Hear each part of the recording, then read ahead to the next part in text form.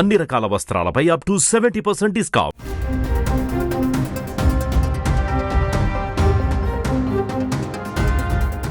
మహారాష్ట్రలో అత్యంత దారుణమైనటువంటి సంఘటన జరిగింది. ఒక పాఠశాలలో ఒక బాలికకు నెలసరి వచ్చిందనేటువంటి సందర్భంలో ప్రిన్సిపల్ చేసినటువంటి దారుణమైనటువంటి ఘటన మహారాష్ట్రలో ఇప్పుడు తీవ్ర వివాదానికి దారితీసింది.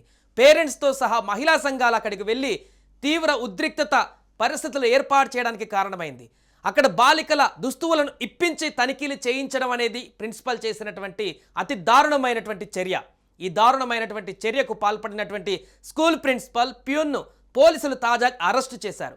అయితే షాపూర్లోని ఒక పాఠశాలలో వాష్రూమ్లో రక్తపు మరకలు కనిపించాయని ఆ విషయం తెలుసుకున్నటువంటి అక్కడ ప్రిన్సిపల్ 5 నుంచి 10వ తరగతి చదువుతున్నటువంటి విద్యార్థినులను అందరినీ కూడా పాఠశాల హాలుకు పిలిపించారు.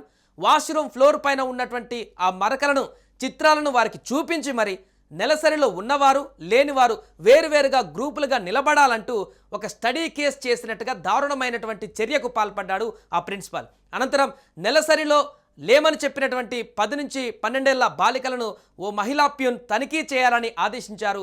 ఆ మహిళా ప్యూన్ విద్యార్థినిల లోదుస్తువులను తాకుతూ అక్కడ పూర్తిగా తనిఖీలు చేసింది.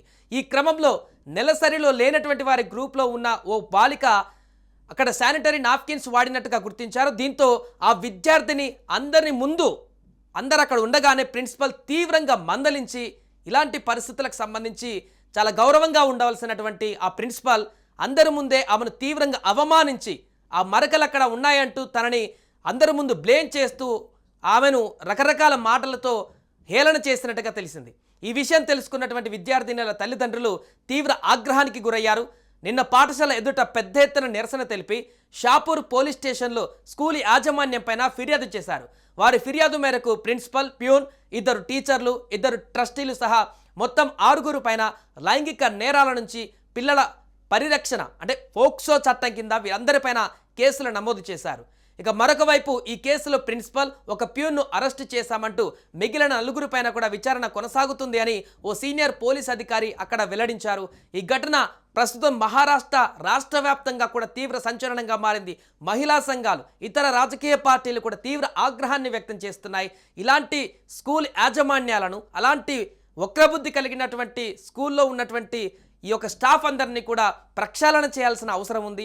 ఇలాంటి దారుణమైనటువంటి ఆలోచనకు పూనుకోవడానికే భయపడేలా చర్యలు తీసుకోవాలంటూ కూడా ముక్తకంఠంతో నినాదాలు చేస్తున్నారు.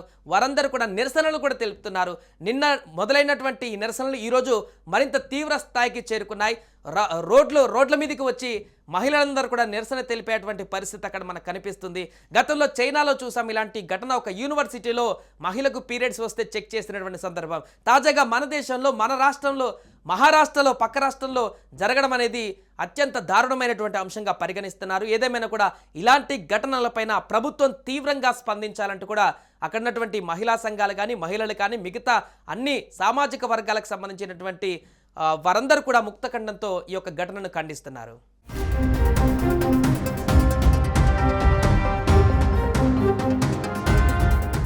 సుమన్ టీవీలో మీ పర్సనల్ అండ్ బిజినెస్ ప్రమోషన్స్ కోసం కింది నెంబర్కి కాంటాక్ట్ చేయండి.